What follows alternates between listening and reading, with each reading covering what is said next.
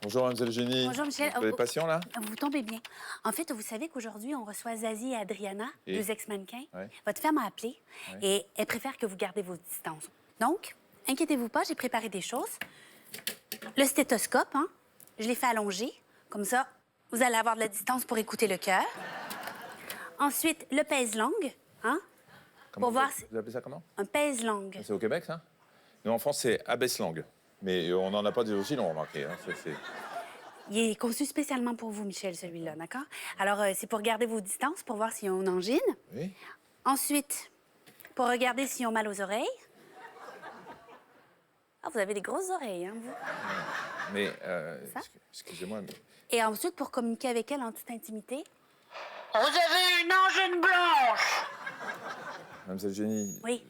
3 mètres, c'est ça? Oui? Minimum. Oh non, mais écoutez, Michel, vous vous en sortez bien, hein, parce qu'au départ, on le faisait depuis la salle d'attente, hein. Je les examinais depuis la salle. Exactement. Très bien.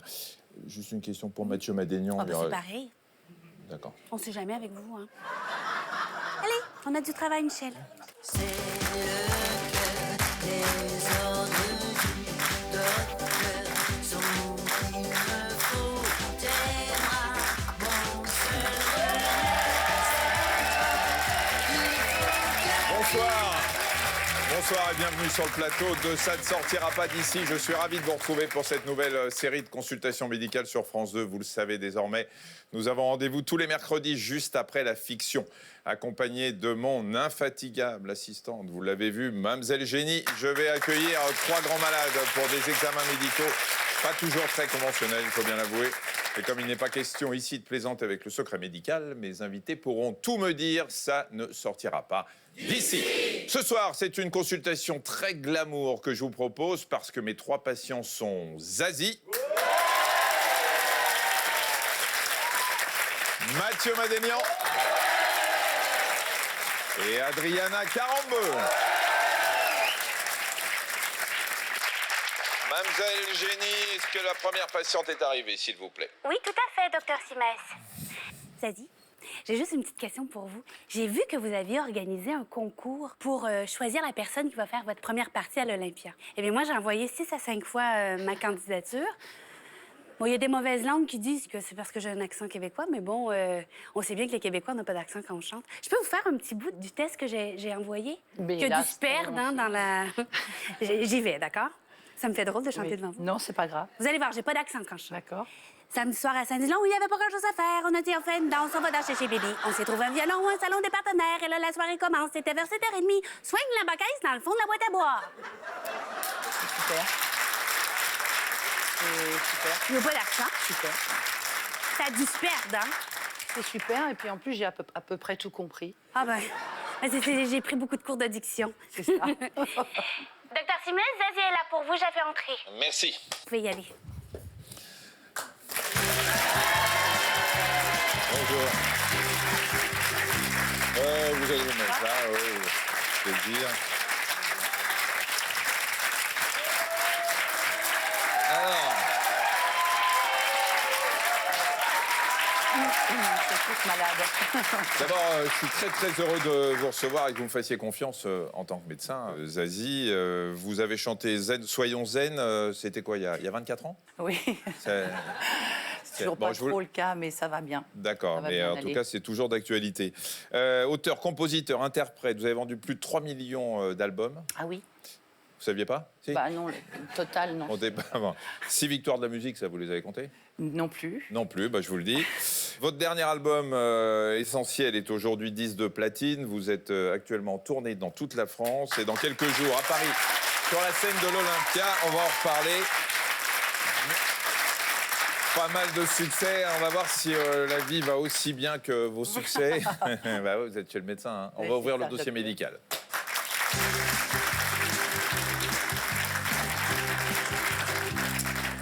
Je vais commencer par votre état civil, votre nom et votre prénom. Alors, vous avez un des plus beaux noms. En termes de longueur, vous voulez Ouais, dire. en termes de longueur, vous me le rappelez? Le nom de la carte d'identité, c'est Isabelle de Truchy de Varennes. Mais je me soigne quand même. Et vos profs devaient vous détester quand il fallait appeler votre nom là, hein, à l'école. Oui, c'était pas facile. Ouais. J'avais droit Truchienne de Varis, Truchy dans la colle, tout un tas de... Ouais, il y avait Truchy-Polata aussi, je crois. Truchy-Polata. C'était... Comment on prend ça quand on est gamin? Mal. Bon, mal, mais après, finalement, c'est mon nom, donc il faut l'assumer. C'est votre mère qui vous surnommait Zazie? Il y avait tout un tas de gens qui me surnommaient Zazie, c'est-à-dire qu'on est dans une génération où tous les petits garçons s'appellent Philippe et toutes les filles s'appellent Isabelle. Et puis très vite, ça va de Isabeau à Zazo, Zimachin. Et puis comme on est quand même un peu à l'école, il y a Queneau qui n'est pas très loin, qui a écrit un bouquin qui s'appelle Zazie dans le métro. Et j'hérite de ce pseudo. Votre date de naissance? 18 avril 1964. Vous avez donc 55 ans et vous avez dit un jour que passé la cinquantaine, on est un peu plus libre. Je n'ai plus de temps à perdre avec les choses qui m'emmerdent. Vous pouvez rester un petit peu quand même. Vous avez donc conscience. Non, je pense que on a tout le temps d'urgence. Passé un certain moment, on s'aperçoit on peut continuer à dire quand je serai grande, je ferai ça. Et puis il s'avère que à 55 ans, on l'est peut-être un peu, donc... Pourquoi plus 55 que 50 En général, c'est au moment des décennies hein, qu'on fait un petit bilan. Peut-être que le monde aussi nous renvoie un truc qui est un peu obsolète parfois, quand on est une femme, et que dans cette obsolescence un peu programmée, on sent plus de liberté, en fait. Un peu débarrassé du diktat ou du format d'une séduction un peu... Vous pensez que vous êtes comme l'électroménager, une obsolescence programmée? La société pense ça, moi je pense pas, non. Ah, ben non, je vous confirme en tout cas. Hein. Vous avez été mannequin, vous mesurez combien exactement? 1m76, mais je me suis tassée, donc je dois faire 1m75 maintenant. Alors vous dites que le mannequinat, ça a été une école de l'artifice qui vous correspondait, que vous aviez envie d'entendre à l'époque, t'es jolie, t'es sexy. J'étais un peu un garçon manqué quand j'étais jeune, donc de là à faire une fille réussie, ça m'a pris un peu de temps. Oui, j'avais les cheveux courts, j'allais plus vite que les garçons à la course, etc. Je pense qu'ils m'attiraient déjà beaucoup, les garçons, donc du coup, j'avais l'impression qu'il fallait que je sois leur meilleur pote pour les embrasser, ce qui est complètement erroné. Ah oui, c'est l'inverse. Oui. Voilà. Donc le mannequinat m'allait bien dans cette espèce d'apparence de... Bon, puis j'avais 18, 20 ans, donc c'était aussi un peu l'âge où on a envie de paraître un peu. Vous surveillez votre poids ou pas? À l'époque, quand vous étiez mannequin, forcément. Non, pas du tout. Non plus? Non, je mangeais de la choucroute à midi et du cassoulet le soir, c'était une catastrophe. Et vous preniez pas? Non, mais vous avez une bonne nature alors? Oui, j'avais une bonne nature, puis je fais pas mal de sport, donc ça va, ça diffuse. Bon. Situation familiale.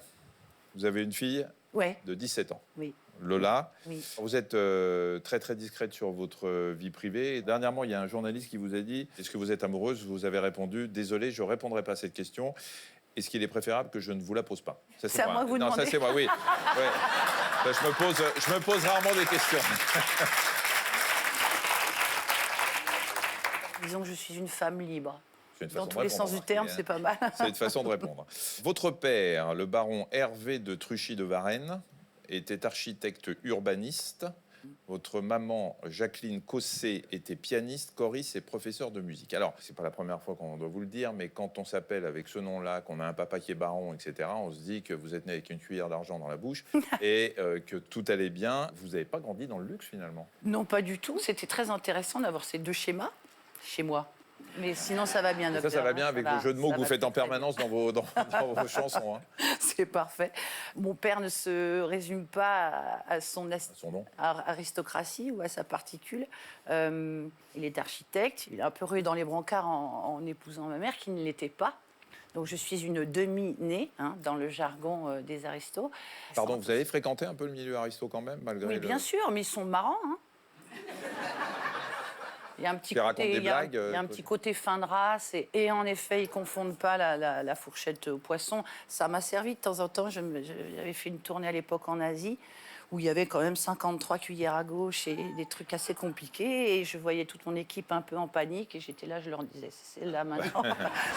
Voilà, ça nous sert toujours. Profession, ex-mannequin devenu auteur, compositeur, interprète.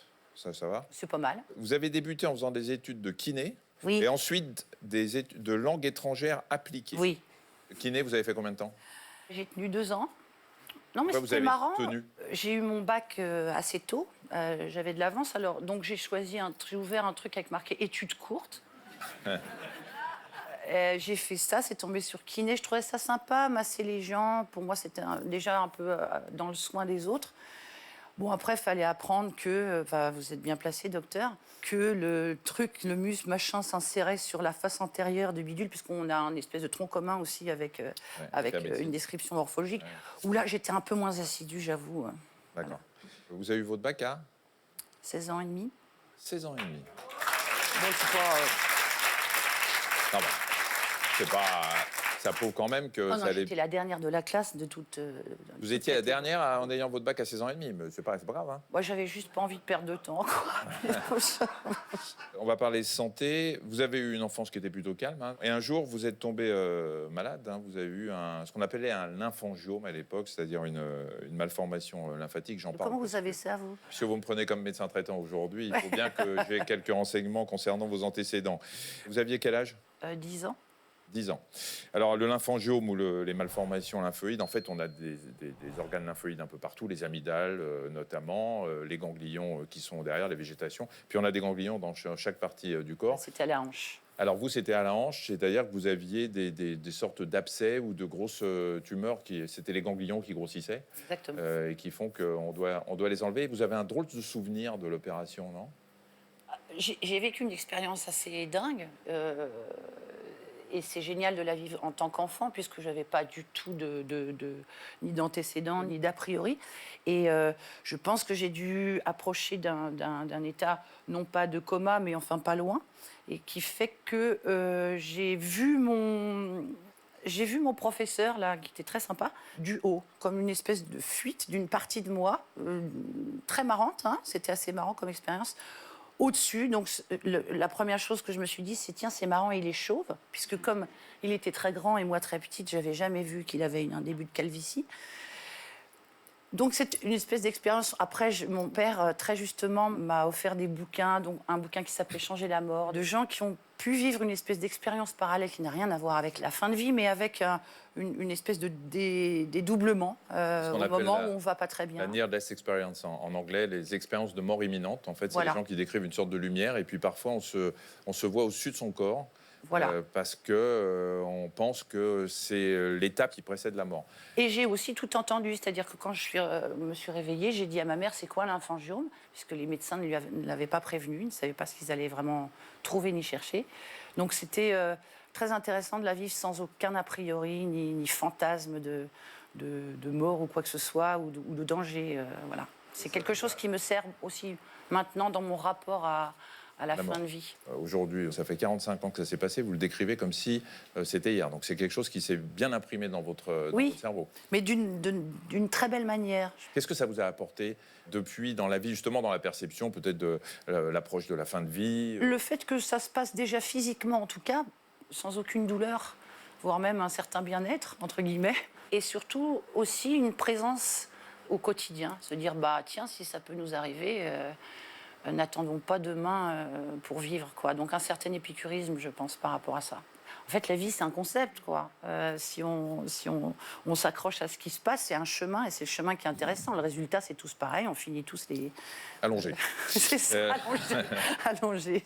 Mika disait que dans The Voice, dans les mugs, il n'y avait pas que du thé. Non, il y avait de temps en temps du vin. On parle de ce qu'il y avait dans les autres ou pas? Ouais. Allez-y. Ouais, balancez. Non, on a des émissions qui sont très très longues et ça nous arrivait, c'est pas du tout systématique parce qu'il faut quand même être extrêmement vigilant. Mais ça nous arrivait de temps en temps, comme une bonne soirée qu'on passe. C'est aussi une manière d'éteindre la télévision.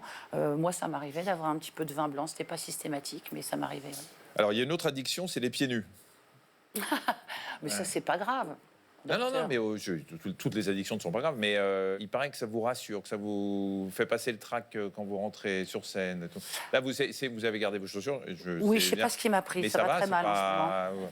Vous n'êtes pas nerveuse à cause de ça, enfin, je veux dire. Non, en fait, c'était plutôt au début de ma carrière. Je pense que la scène me paraissait tellement extraordinaire comme situation, ou même une émission de télévision, que c'était ma manière de la rendre un peu naturelle, d'arriver avec une nature des choses pour éteindre un peu cette espèce de truc un peu bizarre. Mais on sait que c'est bon de marcher pieds nus. Il y a des études qui ont montré, vous savez, il y a 200 000 récepteurs, je crois, dans chaque pied. Ouais. Ça fait 400 000. Ça fait 400 000 en tout. Vous avez fait des études, vous. C'est fou.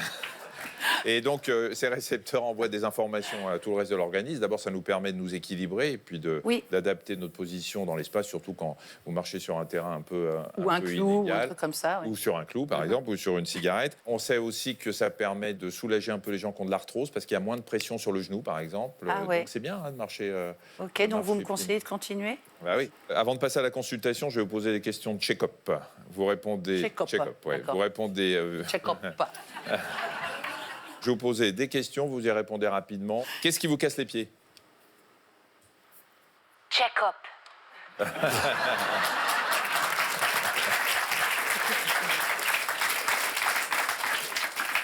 Qu'est-ce qui vous fait vieillir un peu trop vite? Les échos sceptiques.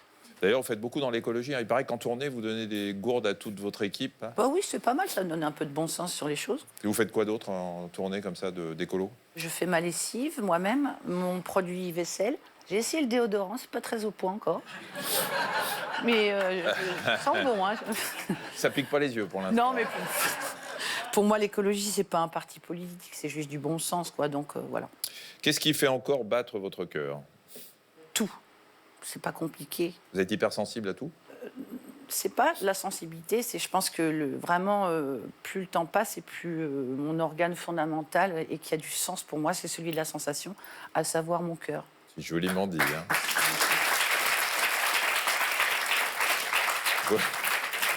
Vous devriez essayer d'écrire des chansons parce que vous faites des belles phrases. Qu'est-ce qui peut vous réanimer? L'amour, Votre médicament préféré? l'amitié. On va passer maintenant à la consultation. 10e album essentiel, toujours disponible, disque de platine. Vous serez en tournée dans toute la France et à l'Olympia les 3 et 4 décembre avec le Zazie Essentiel Tour. Là aussi, c'est l'envie de célébrer le moment et de ne pas attendre le lendemain. Tout ce que vous disiez sur le fait d'être épicurienne, de vivre le temps présent. Oui, et puis de se désencombrer un peu de tout un tas de trucs un peu moroses où la société nous a dit d'être heureux comme ça, et elle nous a dit des choses plus graves et qu'il fallait être malheureux comme ça. Et donc, je pense qu'on peut tous avoir une petite part de réflexion en se disant qu'est-ce qui me va à partir du moment où ça n'abîme pas les autres, comment je peux, moi, trouver un modus vivendi dans toute cette sériosité. On écoute et regarde un extrait du premier single de l'album, Speed, 16 millions de vues sur YouTube. Et tu speed encore. Oui, tu speed encore. Réveille-toi, fais pas le mort. L'univers ne s'arrête pas. Parce qu'on a plus au lieu de toi.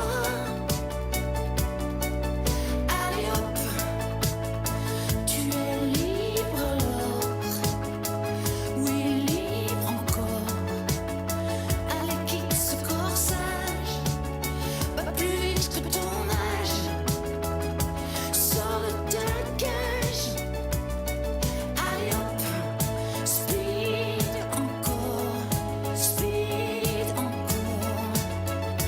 Bas mon cœur, comme une sort de secours. Allez hop. Très très belle chanson. Alors dans l'album, il y a des chansons On sémaphore. Écoutez bien. Nos âmes sont. Veilleurs amis. Vous aviez pas arrêté les jeux de mots à un moment non Bah si, mais ça m'a repris. Enfin, c'est une grosse pathologie C'est chez une moi. addiction, ça. Vous avez dit que vous n'aviez plus de temps à perdre. C'est pour ça que vous êtes toute nue sur le truc pour pas perdre de temps à vous habiller. Non, c'est pas faux. Ça aussi, c'est aussi se débarrasser des codes. Alors, pour moi, la nudité n'est pas pornographique. Elle suggère quelque chose, mais elle est éventuellement sensuelle ou voire même un peu érotique. Ah bah, mais je trouve que souvent, une femme est plus naturelle et moins justement dans cette suggestion et dans ce format de séduction à tout prix quand elle est nue que si elle a tout un tas de choses qui suggèrent plus l'immédiateté de... Oui, mais Zazie, il faut oser le faire à 55 ans. Oui, mais docteur, il est temps. Il faut- Oui, attends, vous voulez dire que c'était le dernier moment pour le faire? Non, mais c'est vrai que souvent, à partir de la cinquantaine, sur le plan esthétique, on a tendance à pas tout montrer. Ah, mais Du je coup, vous confirme, je n'échappe pas à toutes les saloperies de oui, non, de mais ces enfin, là, présenteurs-là. sur la photo, on les voit pas où ils sont cachés derrière le. J'ai tout misé sur le côté droit. Il y a un truc de dingue. Gardez vos distances, Michel, s'il Oui, vous plaît. ah, pardon. Bon, en tout cas, la photo est magnifique et le modèle également. Ça vous a fait du bien, cet album? Chaque album est une microthérapie en soi. Vous l'avez dit, hein, que la musique vous a sauvé de beaucoup de choses. Oui, je pense, parce qu'elle a donné du sens à des sensations. Avoir ce rendez-vous avec soi-même, c'est un rendez-vous honnête. Pour pas faire le même album, on est obligé d'un peu décortiquer la bestiole. Alors, j'ai mes récurrences, c'est toujours un peu les mêmes thèmes et les mêmes questionnements, mais on les éclaire pas pareil à 20 ans qu'à 55 ans. Et vous dites aussi qu'il y avait beaucoup de non-dits dans votre famille et que même enfant ou adolescente, la musique vous a permis de vous échapper, de vous sauver aussi. Je dirais plutôt mal dit. Voilà. Mais je pense que de toute manière, sans m'auto-psychanalyser à tout prix, mais il y a beaucoup d'artistes, en tout cas, ou d'artisans, qui ont décidé, c'est quand même très bizarre, c'est un truc de psychopathe, de décider de dire à plein de gens alors qu'on pourrait s'adresser à une personne. C'est peut-être parce que c'était difficile de s'exprimer à une ou à deux personnes. Et puis après, il y a eu le divorce de vos parents et ça, c'était assez violent entre Non, ça, entre c'était eux, bien. non? C'est bien passé? Non, il fallait. J'ai toujours trouvé ça assez dingue, comme deux personnes qui se sont aimées et qui s'aiment d'ailleurs encore, pouvaient devenir assez monstrueux d'un coup. C'est assez passionnant en même temps. Donc c'est bien dans ces cas-là de ne plus vivre ensemble, quoi, pour Et à l'époque, vous étiez... trouver une manière de parler correcte. ça vous a mis en colère à l'époque? Bah, ce qui me mettait en colère, c'était d'être témoin de ça. Oui, je pense que, comme tous les enfants. Bah, moi, j'avais suggéré à ma mère de divorcer. Je trouvais que c'était une bonne chose, quoi. Voilà. Parce qu'ils s'engueulaient trop? Oui, c'était toujours le même pragmatisme. Un problème, une solution. Et vous pensez que ça a nourri aussi vos textes des premières chansons ou pas? Ça a nourri Cette colère. mon envie d'harmonie, sûrement, ouais, et de musique. Alors, je l'ai dit tout à l'heure, vous avez fait des études de kiné, 2 ans. Il doit vous rester quelque chose, non? C'est là, je vois l'atelier d'après, sûrement, mais Ouais. On va essayer de voir si vous arrivez à vous rappeler de quelques cours. Vous allez faire quelques manipulations.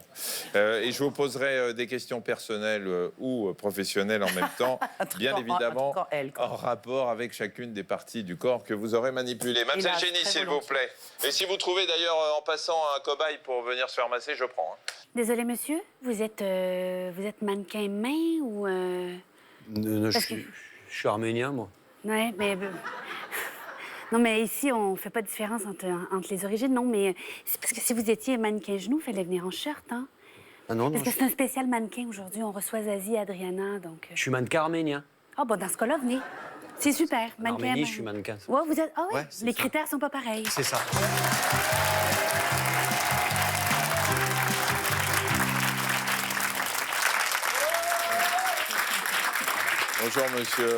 Bonjour, monsieur Madénian. J'ai trouvé un mannequin arménien. Si vous voulez bien pouvez vous allonger, aider. on va... Sur le dos. Sur le dos. L'idée, sur le dos. Oui, c'est Sur le ça. dos, alors. Ah, sur le dos, pardon. Oui, excusez-moi. sur le dos. Alors, Je suis arménien. hein. Ouais, c'est ça. Vous l'idée... connaissez? non. On s'est croisés une fois, je crois. Et c'est la deuxième. Elle est belle, la deuxième rencontre, en tout cas. Je dois le masser. Alors attendez, non, il va y avoir des questions très précises. Donc, vous savez que Zazie a été kiné. Enfin, elle a été Étudiante en kiné. étudiante. Pardon. 2 ans de kiné, on va lui poser quelques questions sur votre corps. Tout d'abord, comment est-ce que vous soulageriez une rotule douloureuse? Une rotule douloureuse. Alors, ça dépend si elle est enflée déjà, si elle est mobile. Bien, déjà, Donc, l'examen avec là. 2 mains, c'est très bien en faisant bouger la rotule. C'est parfait. Donc, elle est mobile, ça chatouille pas trop, donc ça va, donc il n'y a pas trop de problème. Oh, c'est Alors, cool. si elle est grosse, ça veut dire qu'il y a peut-être éventuellement un épanchement, un peu synovial, c'est souvent derrière. Il faudrait reste pas des trucs, trop mettre le pied par terre, et puis il faut, je sais pas comment je soulage une Mathieu rotule, Madénian, en est-ce fait. que Prendre vous des béquilles avez des problèmes de rotule? Non, ça va. Avant Mais- qu'elle vous touche, vous en En fait, aviez c'est- pas? oh, j'avais rien avant de venir ici. Je crois que je vais sortir de là, je vais être malade. Ouais. Mais Euh, la recul, ça va. vous avez des trucs pour éviter d'être sur les rotules pendant vos tournées? Bah oui, une espèce d'hygiène de vie. Citron pressé, thym, miel avant de chanter. Pareil que moi. Pardon, excusez-moi. De quelle manière vous manipuleriez un pied douloureux? Déjà, de toute manière, c'est marrant votre question parce qu'à chaque fois, en tant que docteur, vous dites manipuler un pied. S'il est douloureux, on le manipule pas déjà, pas trop. Enfin, Oh putain, ce qu'elle lui a mis dans la Ah ouais. gueule. Ok. Oh le mec. Pardon, excusez-moi. J'interviens pas, c'est pas mon problème. mais là- Cassé. Alors déjà, j'enlève pas les chaussures parce que je voudrais pas vous mettre mal à l'aise, mais Ah, vous le connaissez un peu quand même, alors. on vérifie la mobilité, voilà, si ça va bien, hein, si c'est enflé pareil, si c'est chaud ou pas, tout un En tas tout de cas, trucs tiens bien, comme ça. vous tenez bien le membre examiné. On va continuer avec les membres supérieurs. Quel mouvement vous feriez à une main à rééduquer? Donc là, on va pouvoir bouger. Ah, une main à rééduquer, bah, la main, c'est le bordel parce qu'il y a tout un tas. C'est De vraiment doigts. l'endroit Il y a le tout un plus tas de doigts. sophistiqué. C'est il y a- vraiment le bordel. Hein. Il y a Hein? plein de muscles, plein d'os, plein de trucs. Une main à Vous rééduquer. avez, pardon, vous avez les doigts très courts quand même. Je m'aperçois de ça maintenant. On dit- Mais qu'est-ce que c'est? Ah, J'étais non, bien mais- avant de venir dans cette émission, là, je m'aperçois. Mais c'est... Cassé. Il est sympa, le docteur. Mais pourquoi ils sont comme ça? C'est vrai qu'ils sont un peu petits par rapport à la pomme. Ouais. Mais ils vont bien avec le reste du corps. en tout cas. Dans les moments difficiles, qui vous a toujours tendu la main? Vous allez rire, c'est un peu égocentré, mais je pense que c'est moi. Allez, salut. Parce que personne, vous ne pouvez pas vous appuyer sur les autres ou parce que vous êtes votre meilleur ami? Non, je suis pas ma meilleure amie, mais je pense que c'est souvent moi qui me remonte, oui. Un coude, comment on le traite un coude? Alors, on achète des amis aussi. Ouais. Et on rééduque. Et on le lève. Et on lève le coude. Il a fallu jouer des coudes pour y arriver ou pas? Non, mais passer par les fenêtres. De temps en temps, quand la porte est fermée, faut contourner. Vous avez tendance à baisser les bras quand vous êtes fatigué? Non, pas assez d'ailleurs. On finit avec le dos et le cou. Le dos, c'est très riche en Oui, muscles, ça, bien c'est évidemment. sternocleidomastoïdien, ça c'est le deltoïde, le dos. Alors bon, il y a les intervertébraux, etc., les intercostaux qui sont là. Ouais. Et ça, Ça, c'est le fessier. Tiens. Enfin, grand fessier, moyen fessier. attendez, comment vous y prenez? Vous pouvez vous mettre sur le ventre? Pardon. Oui, Comment bien je sûr. m'y prends, pourquoi? Le dos. Qu'est-ce que vous faites sur un dos douloureux? Ah, oh bah un massage, alors là, vraiment, donc il faut y Vous aller massez doucement. alors parce que vous aviez fait kiné Oui. pour le massage? Oui, je masse Non mais gardez ma vos fille. bijoux, c'est pas grave. Mais oui, mais non, parce Ouais, que c'est c'est une pas vraie sympa. pro, elle. Non. Bah voilà, détendu. Alors déjà, ce serait sans le truc, sans parce le que coussin. sinon, il va être toute traviole. Allez-y, voilà. Voilà. Vous mettez la tête On va là-dedans. respirer dans ce truc-là. Et comme puis ça. voilà, mais on Ouais. y va voilà, très doucement. Vous massez dans la vie? Oui. Je masse Où? mes amoureux, je masse Vos musiciens? mes musiciens quand Ah ils oui. ont mal, ça peut m'arriver aussi. Voilà. On va finir l'émission comme ça. hein. Ouais. Et le J'y vais cou? doucement parce qu'il a une émission après. quand Ouais, même. et le cou? Alors le cou, faut y aller doucement parce qu'il y a quand même tout un tas de trucs qui s'appellent les vertèbres et tout. il y a Donc, là, c'est aussi agréable aussi, c'est-à-dire plutôt. Ah non, c'est pas agréable. Ok, j'arrête. Voilà, c'est sur les muscles quoi, mais doucement. le cou. Oui, il faut faire très, Ouais. très doucement. Merci, monsieur Mathieu Madénian. Vous allez pouvoir vous asseoir. Merci, Zazie. Bon, je vois que tout va bien, Zazie. Alors, non seulement vous savez plutôt bien soulager les autres, puis il y a une méthode radicale pour aller bien, c'est d'écouter votre album. C'est gentil. Zazie, je rappelle que votre album Essentiel cartonne avec notamment le single Speed. Et vous êtes en tournée dans toute la France et à l'Olympia du 12 au 16 novembre et puis les 3 et 4 décembre. Moi, j'y serai.